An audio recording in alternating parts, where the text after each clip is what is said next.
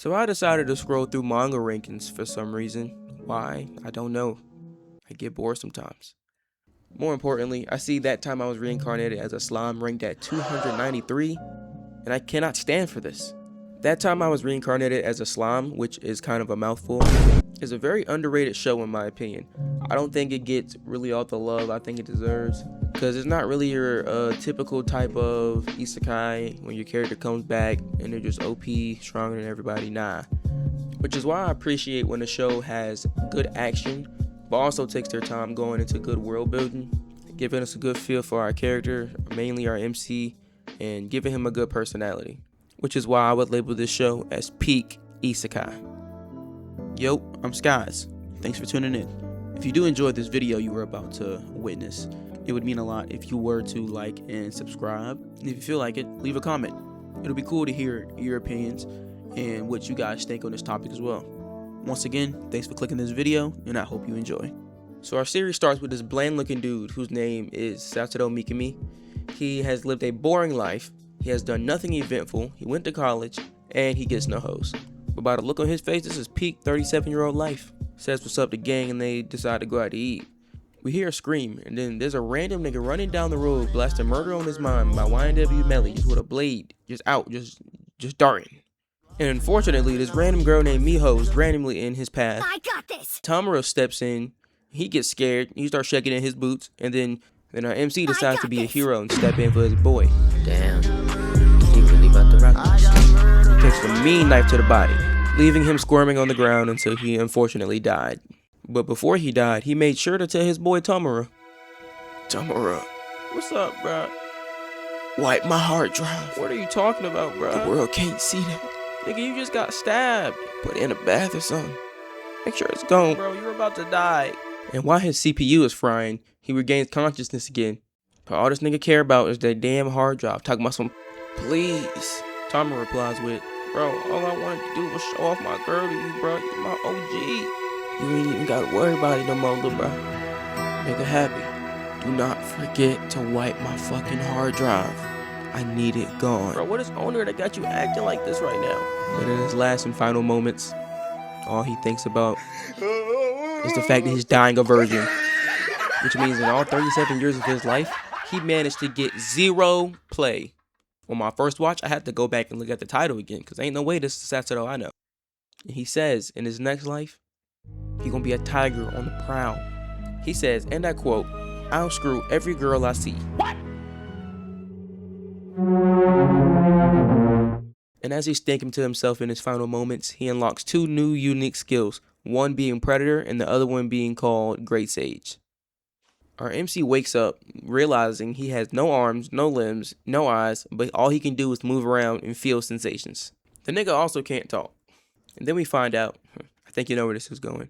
We find out our MC is reincarnated as a slime. Using his slime body, he realizes he doesn't have to eat or sleep, but he just eats plants because he has nothing better to do.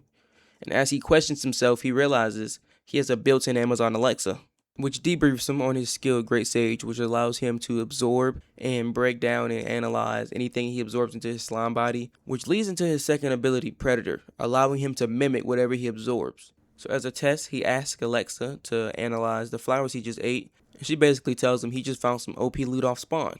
But these herbs specifically only grow in an area with a lot of magicules, which allows him to make healing potions that he both stores and makes in his stomach. He finds some more OP loot, and then he just falls into some water, and then he just jet propulsions across it. Realizing he's going too fast and goes flying across rocks, he also finds out he has pain nullification and cell regen. But what he also finds, just a blob he can't see, but this blob teaches him how to see. He comes to find out that this blob is a big ass dragon named Veldora. Now Veldora is a storm dragon, one of the only 4 dragons to exist in this world. We find out there are also other people that come from the same world our main characters in, but they come back as humans. He got hold and came back as a slime. Rimuru says he's going to go find these other worlders. Veldora starts pouting.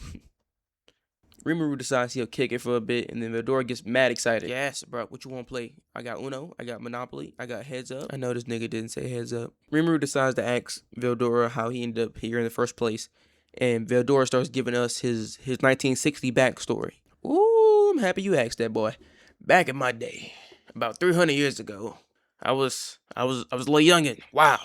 I accidentally turned the village to ashes. Yeah, accidentally. So one of the young bucks decided they wanted to run the fade. But I ain't gonna lie, I underestimated my opponent. So about halfway through, then I started putting in my full strength. Stop the cap. Stop the cap right now. Stop the cap. But then I lost anyway. With Roboxen, she uses OP ability called Absolute Severance. This should sentence me to life. But as Veldora finishes his story, he explains that there is something in this world called summoners. And when these summoners summon people, they practically own the person they summon. Wonder where I've heard that before. Then Rimuru starts sympathizing with Veldora and his situation and how he'd been there for 300 years. Talking about, damn, and I've been complaining about being homeless for 37 years. How about this? Let's be boys. You want me to be friends with a little nigga? I mean, that's not exactly what I was suggesting. Now, hold on. I didn't say no. I mean, since you're homeless and helpless, I mean, I guess I'll at least consider it. Bro, you acting like you're not in prison right now.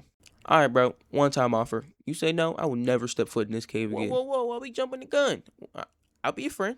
Just be grateful. Even though you a little stuck up, you cool, OG. Dap me up. Which leads to the dap up that will be remembered across millennia.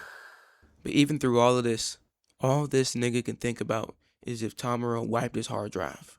Which we see that he actually did. So, W-mans. After Tamura wipes his hard drive by doing something insanely dangerous, he prays, says rest in peace to his OG, and then declares that he will name his son after him. Truly a W-mans. Which brings us to the end of our pilot episode, but brings us to a nice start to a new beginning. That's a bar. But hey, that's just my take.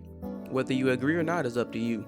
Let me know down in the comments. And if you enjoyed this video, don't forget to leave a like and subscribe to the channel. With that being said, I'll catch you in the next video. I'm out.